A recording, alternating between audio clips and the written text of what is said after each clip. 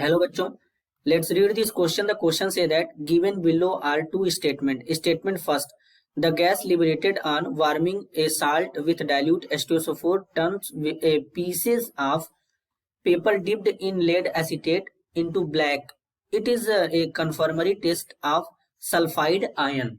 Statement 2 में बोला गया है यहाँ पर बच्चों, in statement first the colour of paper turns black because the formation of lead sulphide. अब इसके रिगार्डिंग यहाँ पे 4 ऑप्शन गिवन है, इन चारों में से करेक्ट को आइडेंटिफाई करना है बच्चों। तो सबसे पहले यहाँ पे समझेंगे की concept.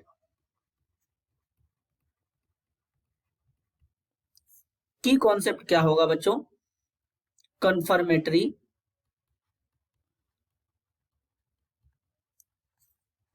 Test for sulphide ion. तो अगर हम सल्फाइड आयन के कंफर्मेटरी टेस्ट की बात करें बच्चों, तो जैसे हमारे पास सोडियम सल्फाइड है Na2S, सोडियम सल्फाइड इसको कहते हैं।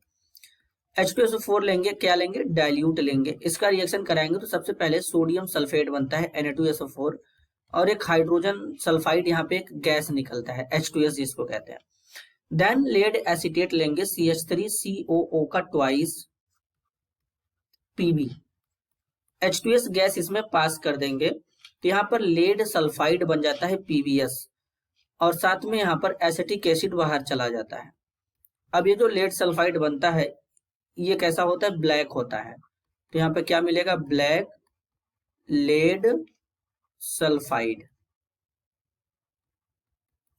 ये यहाँ पे बन जाएगा बच्चों। तो अब अगर हम बात करें बच्चों यहाँ पर क्या होगा, तो पहला स्टेटमेंट जो है यहाँ पर कि जब इसको साल्ट को वार्म करते हैं डाइल्यूट H2SO4 के साथ में, फिर इसको एसिटिक एसिड में पेपर को डिप करते हैं तो ब्लैक हो जाता है, ये सल्फाइड आयन का कंफर्मेटरी टेस्ट है। तो स्टेटमेंट पहला यहाँ पे बिल्कुल सही है। अब यहाँ पर जो सेकेंड स्टेटमेंट बोला गया है the colour of paper turns black because the formation of lead sulphide, तो ये गलत है बच्चों। तो बेसिकली हमारा स्टेटमेंट फर्स्ट सही है, स्टेटमेंट 2 यहाँ पे जो है ये फॉल्स है।